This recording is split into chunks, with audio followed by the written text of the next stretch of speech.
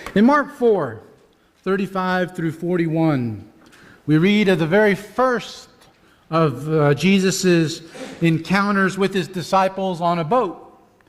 He'd been teaching and healing in a place, and in the evening they were crossing the Sea of Galilee to the other side, and Jesus goes to sleep in the stern. But while Jesus slept, the winds woke up. And the waves woke up, and the sea woke up, and a terrible, terrible storm raged. Even the experienced fishermen of the 12 disciples, perhaps growing up on the Sea of Galilee, they were scared. They were terrified. They feared for their very lives. So they wake up Jesus, and with a word, Jesus calms the storm.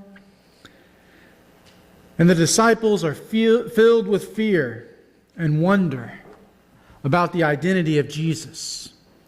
In Mark 6, verses 7 through 13, we read of Jesus sending out the 12 to teach and to preach and to heal. And they heal, they cast out demons. And we would think that with Jesus sending them out like he did, that they were beginning to understand a little bit about who Jesus was and what Jesus was sent to earth to do. But have they?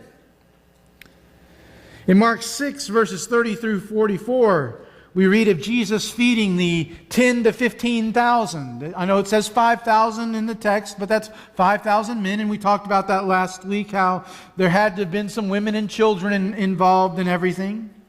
From John's account, we know that following this miracle, that the people wanted to force Jesus to become king.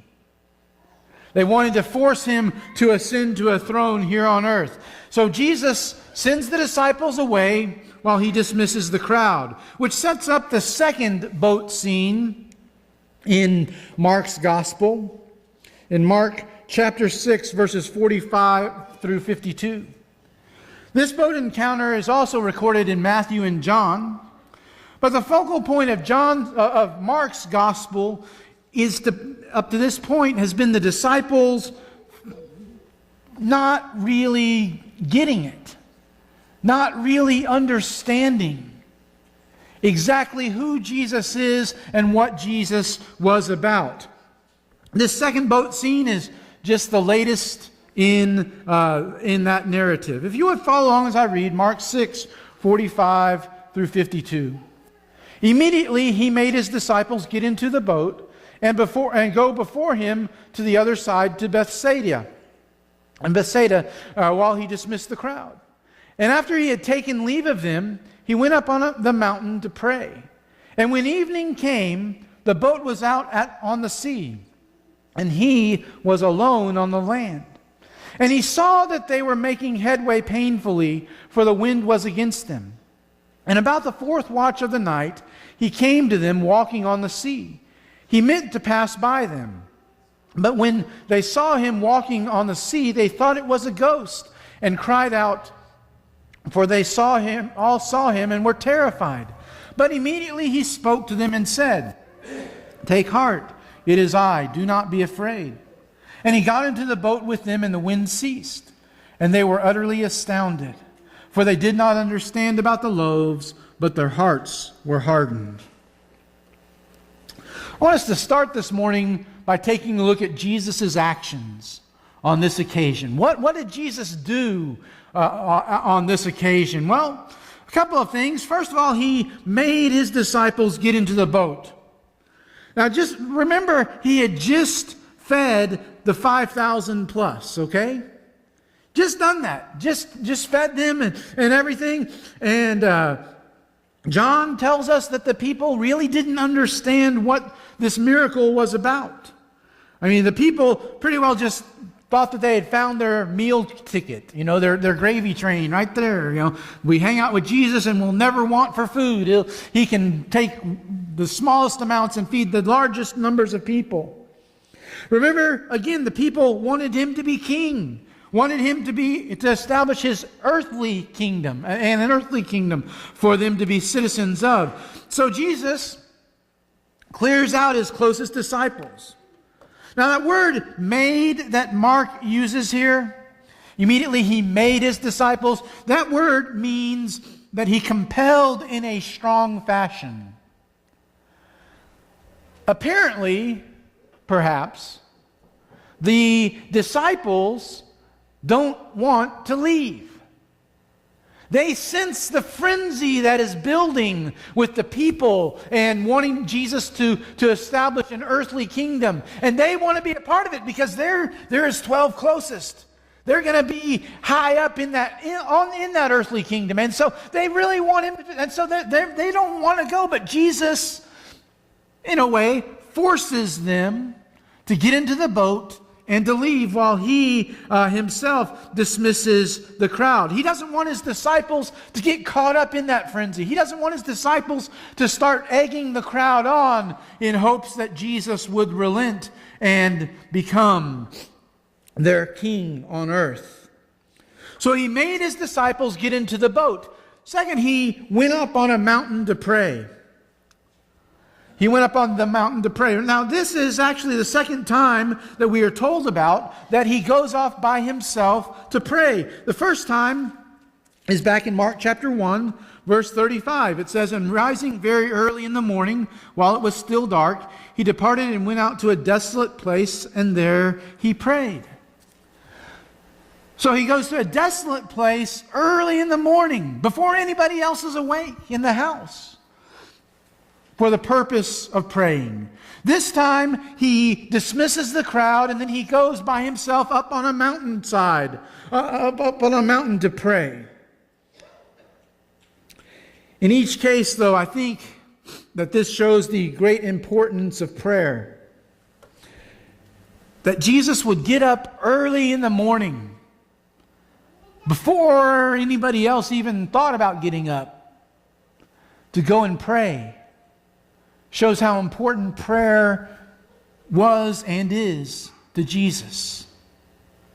The fact that on this occasion, Jesus prayed all night. Now say, wait a second, it doesn't say that there. Well, actually it does.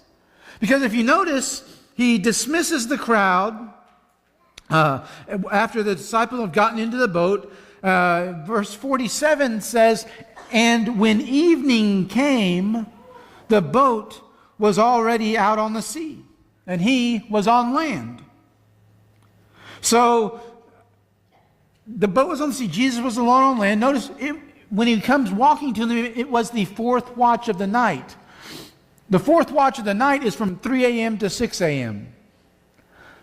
So, I mean, he from perhaps just after sunset all the way until the wee hours of the morning, Jesus was praying. So, if Jesus felt the need to spend such significant time in prayer, how high on our priority list ought prayer be for us? It ought to be right up there near the top, I would think, since it was there for Jesus as well. So he made his disciples get into the boat while he went up on a mountain to pray. Then he decides he's going to get to where they were going, so he begins to walk across the sea, and he meant to pass by them. A lot of times we miss that when we read through this story. But he meant to pass by them. This is problematic for some, which might be why many times we don't highlight this, or we don't really look at this statement that he meant to pass by them. It's problematic because they say, well, didn't Jesus care? I mean, verse 47, verse 48 says, he saw they were making headway painfully, for the wind was against them. He sees the struggle that they're having. He sees the trouble that they're in, and he's going to walk right by them. That doesn't make sense to them. That's not something Jesus would do. Only that's what Mark says that he was going to do. So many recent interpreters compare this language to the language of other appearances of God in passages like Exodus 33, 19 through 23, and then 34, verse 6, and 1 Kings 19, verse 11, where Moses and God had experienced God passing by them. And these modern interpreters say, well, that's what it means. It means he was just going to reveal himself to them. Well, my solution to this problem is that the Bible means what it says. Okay? I side with older interpreters in saying that he planned to go right by them. A more literal interpretation. That Jesus knew that this storm was not going to be a huge deal for them, that they would make it across. Jesus knew that they were going to be okay despite the storm, and so he was going to walk right by them. In fact, one commentator says, Mark pictures Jesus as walking in a direction which would have missed the vessel. Except he doesn't miss the vessel, does he? Or they see him walking across the water, and immediately fear strikes. And so Jesus reassures them. He's mistaken for a ghost. I mean, let's face it. I mean, if you're out on a boat in the middle of a lake or a sea, and you see a figure coming across the top of the water, what are you going to think it is? It's a ghost, and it would scare us, for sure. They're terrified, given the circumstances. Who could blame them? I mean, it was a dark night. There was a storm brewing around on the sea, probably clouds in the sky, no moon, no stars. So yeah, they were a little bit afraid. Perhaps they were prone to superstition, like Herod the king was, Mark 6:41, when he thinks that Jesus is John the Baptist raised from the dead. But they mistake him for a ghost, but then Jesus speaks to them. Notice what Mark tells us. He speaks immediately. Okay, again, I told you when we started looking at the Gospel of Mark, it's fast-paced. And the words immediately and so forth, other similar words, are contained throughout the stories. Immediately, Jesus spoke to them. Immediately. He sought to allay their fears just as quickly as possible, because he knew how scared they were. See, he was going to walk by them because he knew that they were going to be okay. But when he sees that they think they're not going to be okay, Jesus goes to them and he helps them. He tells them immediately, take heart. The New American Standard Version says, take courage, is what he said. Like what the New King James has. The New King James has, be of good cheer. Okay, you're in the middle of the lake. There's a storm all around you. You think you're going to see a ghost. And the ghost says, be of good cheer. Okay, anyway, but you get the idea here. In fact, anytime, it's kind of like when angels appear, anytime you see them in the Bible, their first words are always, fear not. Well, it's a little late for that. So anyway, he tells them, take heart. It is I. It is I. That's a significant phrase. Actually, not so much in the English as it is in the Greek. Because you see, this could be translated that Jesus immediately tells them, fear not, I am. That's I am. Well, if you go back to Exodus chapter 3, verse 14 with Moses at the burning bush, when he says, and just whom shall I say is sending me to lead these people out? And God answers, I am who I am. I am is one of those odd names of God. And when Jesus says that, he is showing his harmony with God. Immediately he says, take heart, I am Do not be afraid. Again, a little late for that, but you can get rid of the fear now because I'm with you and I'm here for you. And then Jesus calms the storm. In chapter 4, verse 39, he calms the storm with just the word. On this occasion, he just gets in the boat and immediately the winds die down.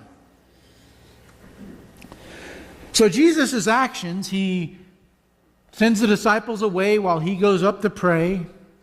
After he has spent the night in prayer, he's going to meet them on the other side of the lake, and so he's going to pass right by them because he knows they're going to be okay, but they don't think they're going to be okay, so he reassures them. How do you suppose the disciples reacted to this? The disciples' reaction we would expect to be very positive. I mean, hey, not only, Jesus is able to do these things. This is incredible, right?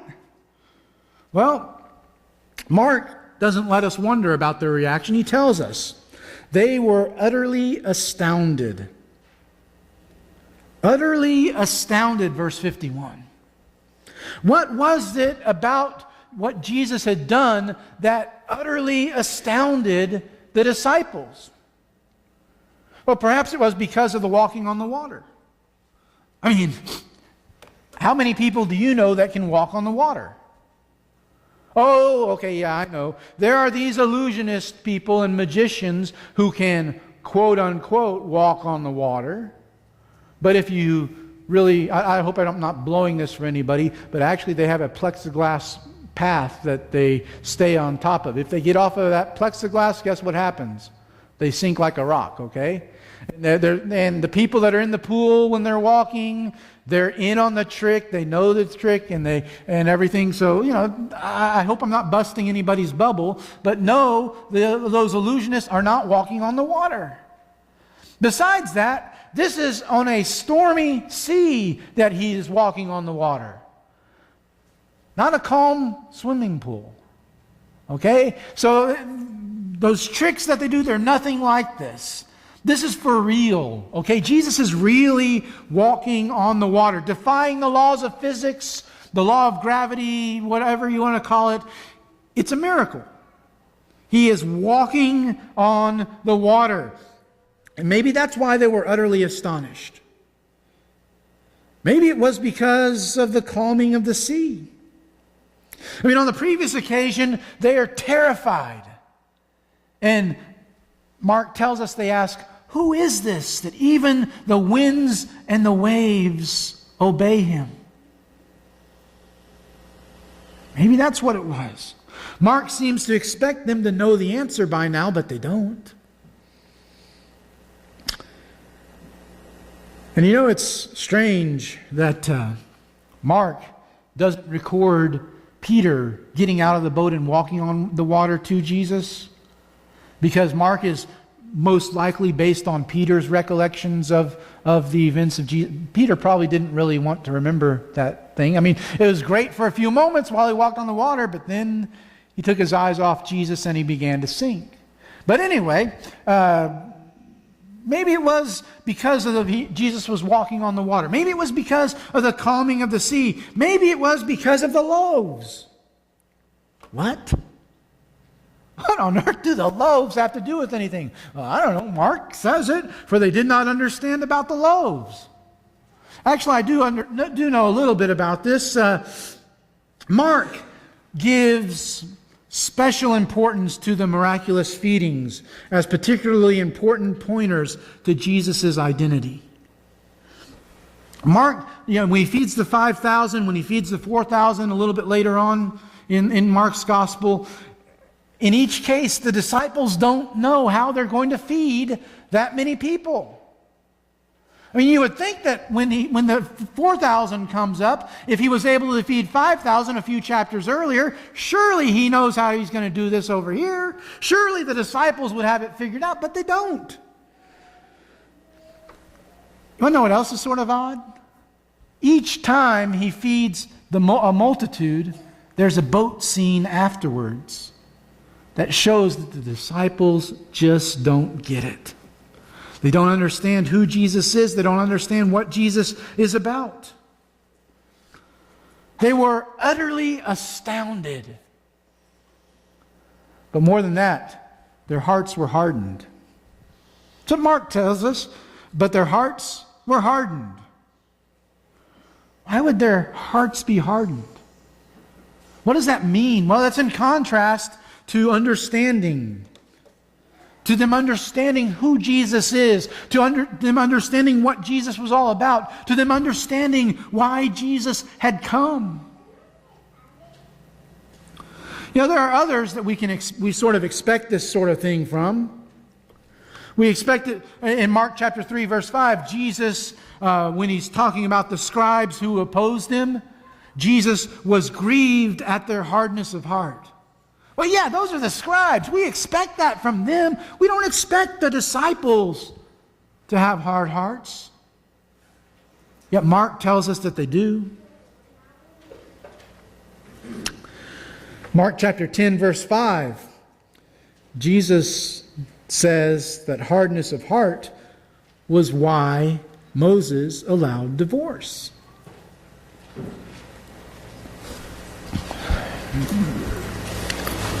Man has always had a problem with his heart being hard.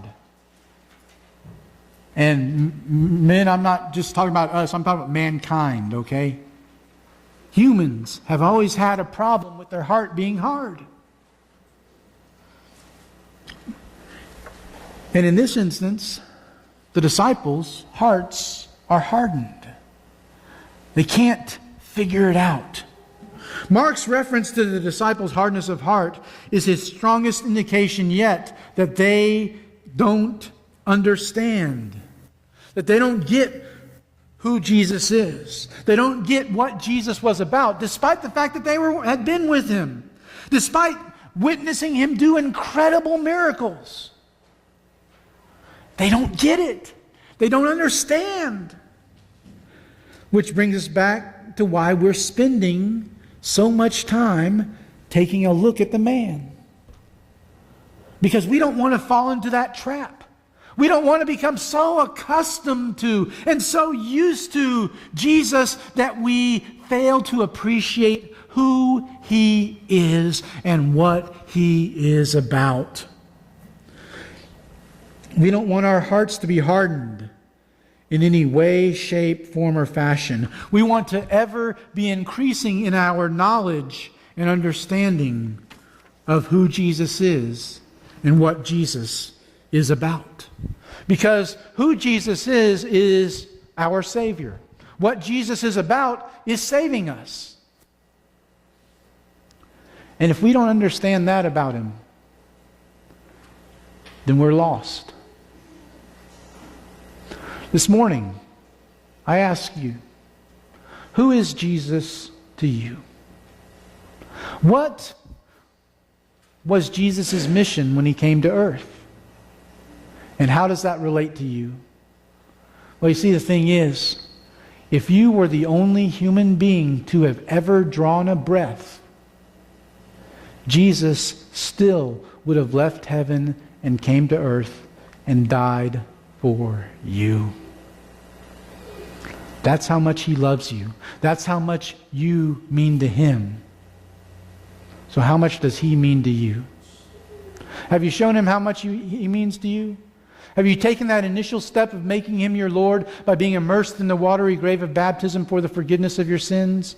If not, then today is a perfect day, a wonderful opportunity for you to do that very thing. Maybe you did that, but since that time you've sort of started to forget exactly what Jesus did for you. You sort of started to forget who Jesus really is. You started to forget what his mission was and what he was really all about. And, well, you've forgotten exactly what he means to you. Maybe your heart's gotten a little harder. If so, I urge you not to let my words, but to let his words soften your heart. Soften your heart and help you start to grow one more time, letting that seed into your heart so that it can grow. Maybe the softness of your heart means that you need to publicly respond to the invitation of Jesus this morning. If so, there's going to be a little voice inside of your head telling you in just a few moments, no, you don't need to do that. That's just going to embarrass you. You don't want to do that. There's going to be another voice saying, yeah, but if you want to be right with God, that's what you need to do. Maybe it's not a public response. Maybe it's a private response. Maybe it's just a prayer where you're at, asking God to help you have a softer heart, asking God to help you to grow and to mature as He would have you to do so. Again, there's going to be those two voices inside your head. One of them is Satan. One of them is God. I urge you to listen to the voice that is God. And if that leads you to respond to the invitation this morning in a public way, won't you come to the front now as we stand and sing together?